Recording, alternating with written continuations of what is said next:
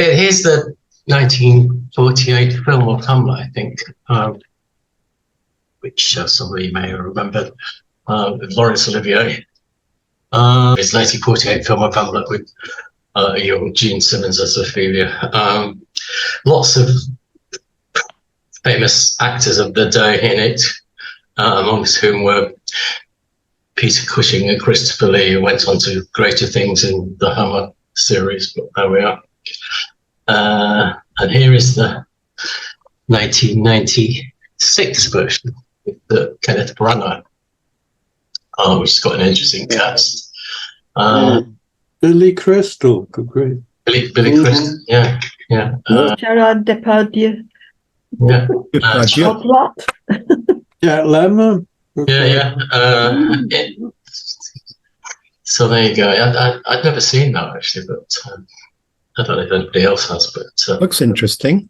Kenneth Branagh seems to be sort of Laurence Olivier 40 years later, but there you go. Here's an interesting thing. I read that to some extent, The Lion King is based on Hamlet. Some people have disputed it, but because it has a different kind of ending. But it's basically about a prince whose father is murdered by his uncle, which is how it starts off, which is the same trope as Hamlet, but odd quotes from Hamlet, all things in heaven and earth, and to that. There are millions of quotes that we use every day from Hamlet. You can look them up, but they go on forever, and it's quite surprising to realise how much we use Shakespearean language in our day. It was one of my mother's. Sorry? That was one of my mother's. She posted various Shakespearean quotes all over the house. All right, okay. This is one of them. Very good. And here is this is a ballet. This is a ballet called Sea of Troubles by Kenneth Macmillan, which is based on Hamlet. It looks very kind of stylized and stuff, but anyway, there you go. That's and famous painting by Millet of the floating in the. Yeah, I really like that one. I like the colours in it actually. Yeah, fabulous colours, aren't they? If you were dead, would your hands still stick up like that? But maybe she's not dead yet. Maybe she's not dead. I don't know. Yeah. I keep thinking she must be very cold. She needs your jumper, Bernard. She seems to be very well organised for somebody who's drowning, but it's like that when you're dead, Bernard. You're a bit cold. And there's an opera by Ambroise Thomas in French of Hamlet, which is performed from time to time. This is an old recording of it. People I don't really know, but and then we go on to A Midsummer Night's Dream. It's quite a nice way. This is Kevin Kline as Bottom and Michelle Pfeiffer, Stanley Tucci. I think this is Callista Flockhart, isn't it? Of yeah. Ali Beale. Yeah, this is a 1929 film of Taming of the Shrew with Mary Pickford and Douglas Fairbanks. Mary Pickford's a strange-looking woman. Huge stars apparently in the 20s, but there you go. They kind of a mature Caterina and Petruchio, but her facial expression. Yeah. It's kind of wary. No, not him again. Yeah. Yes. For heaven's sake. She's got a weapon. She's got a whip in her hand. Yes. That's kind of going in a slightly different direction. True. Okay, here we have the Zaccarelli Taming of the Shrew with Richard Burton and Elizabeth Taylor. Which 1967. Interesting.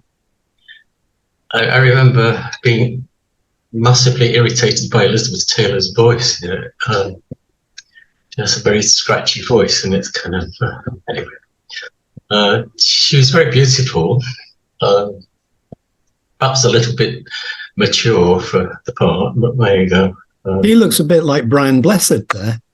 Mm. I'm sure Brian Bless would be very flattered by that. He was a very beautiful man. Brian Bless's wife died last week, by the way. Amazing.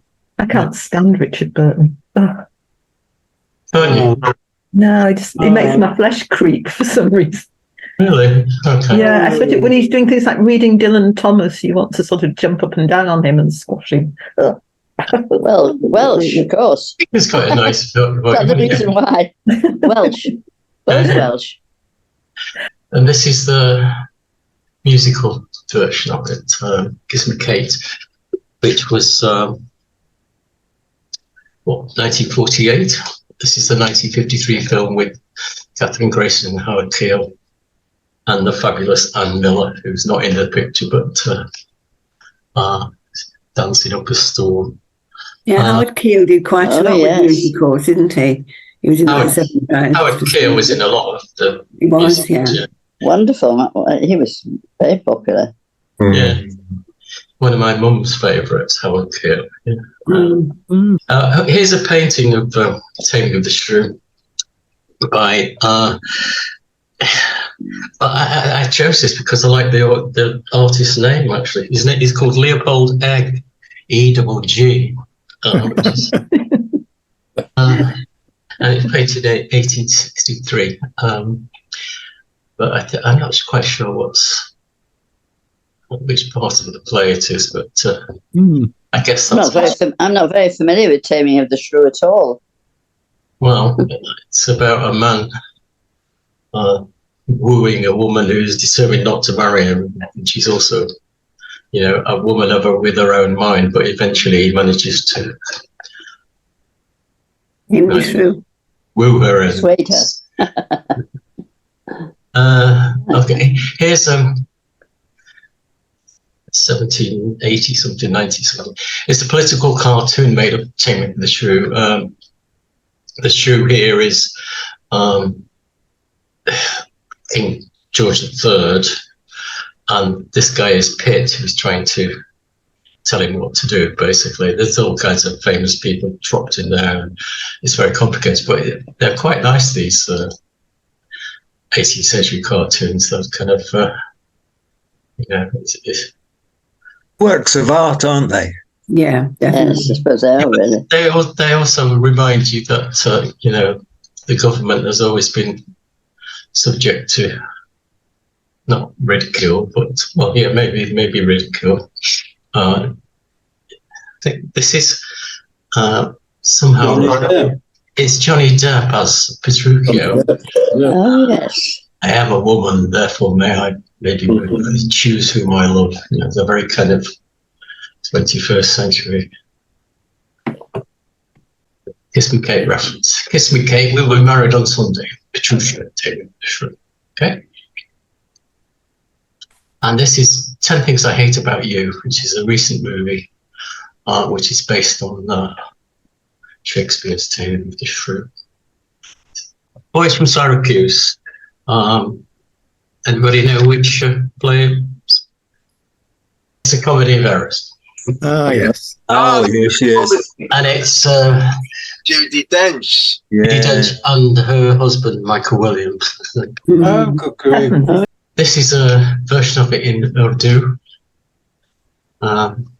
which shows that Shakespeare's transferable. It's the only there's a big list of songs which apparently were very popular at the time, but the only one I could think that I recognised was this one called "Sing for Your Supper," and I recognised it because I have it on a CD by the Mamas and the Papas. Sing for your supper and you'll get breakfast. And this, I find this incredibly creepy. It is. Yeah, the twins separated at birth and then come together later on. Twins. What were the two twins? Was that part of Comedy of Errors? Yes, the two sets of twins. The two sets of twins who get mixed up, separated at birth, and then And the comedy is that they keep pretending to be the other people, blah, blah, blah. It's very funny, actually, if it's done well. And here is the Royal Exchange version of it, which was probably, I don't know, 20 years ago, maybe. Okay, moving on to Othello, which is problematic these days because of blackface. In the past, most actors who played Othello have been black. So, famous Olivier National Theatre production with Frank Finlay as Iago and Maggie Smith as Desdemona. Young Maggie Smith there, you can see. Genuine. This is an opera singer called Russell Thomas. He's a American singer who performs Othello in the. Oh, I'm sorry. No, this is Don Warrington. Yeah, I think it's. Yeah, he has performed Othello. It's a chap called Ira Aldrich, who was an American, obviously black, couldn't get any work in America, so he came to Europe, and he was very popular in Shakespeare, both in the UK and in on the continent. Performed frequently in Manchester. Othello was his one of his best famous roles. This painting you will find in Manchester Art Gallery, and this is a less blackface version by again by Miller of Othello and Desdemona. Jealousy, it is the green-eyed monster which doth mock the meat it feeds on. Not wisely, but too well. There is a ballet by Elliot Goldenthal, which is fairly modern, I think, American formed. Birdie's Magnificent Op. With here we have John Bakers in blackface with late Pirella. This is probably 1970s. Okay, Richard III. Again, Laurence Olivier. Claire Bloom, Don Gielgud. Here's the more recent. Recognise this guy? Ian McClellan. Yes, that's the kind of played as a fascist, a kind of Italian type fascist. Arthur Hughes, who the RSC did, a genuine person with disability, an actor with disability, which obviously is becoming more seen more often anyway. He performed Richard III at the Royal Shakespeare Company quite recently, I think, maybe in this year or last year, certainly. And, more sort of grand guignol version. Vincent Price in the Tower of London playing Richard III and being horrid to his nephews. Right. This is a painting of Richard III, which makes him look rather nice, doesn't it? Any offers to who it might be? You might be surprised, actually. It was painted in 1745. Actually, William Hogarth, which is not. I wouldn't have thought it was his kind of thing, really. It's a battlefield, isn't it? There's his coat of armour down there, and so it's a very posh tent. But then he was a king and not one of the ordinary guys. The royal throne of kings is sceptred out on this earth of majesty, the seat of Mars. A horse for horse, like kingdom for a horse, which we all know. Yeah. Okay. And now is the rich by discontent. May glorious summer. Son of York. Okay, Julius Caesar. Marlon Brando. 1950. A very young Marlon Brando. lots of famous actors in this one. James Mason, John Gielgud, Greg Garson, Deborah Carr. There was another American version with Charlton Heston as the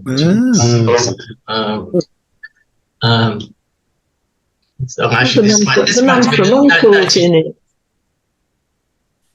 Oh, Diana Rigg. In it. Yeah, you're probably 1960s. Yeah. Friends, Roman and countrymen, lend me your ears, and they all obey and lend them their ears. So it's kind of quite a cute cartoon. And here is Dame Janet Baker in the Handel opera Julius Caesar. Quite a lot of Handel operas are. It's a fine photograph, that, isn't it? I mean, Yeah, very good. Marvellous photo. Okay, Henry IV, Part 1. This is the glorious Roger Allen as Falstaff at the Globe in London. Falstaff appears in Henry IV, Part 1 and 2, and also The Merry Wives of Windsor. Here is also, there's a famous opera by Verdi. And this is the fabulous Glenn Terfel, Sir Glenn Terfel, I should say. Interesting, well, it's interesting to me. The story about him was about, I don't know, 30 years ago. I was in HMV on Market Street. You remember the days when you used to browse through records and CDs? And I was downstairs in the classical music bar, and a bunch of Welsh ladies came in, and there was a big poster of Bryn Terfel on the wall, and he was appearing at, I suppose it must have been the Free Trade Hall that evening, and they were looking about this, and they were chatting in Welsh actually, and the shop assistant came over and explained who he was and said he was on in the theatre, and they said, "We know this is his mum." She was amongst the group.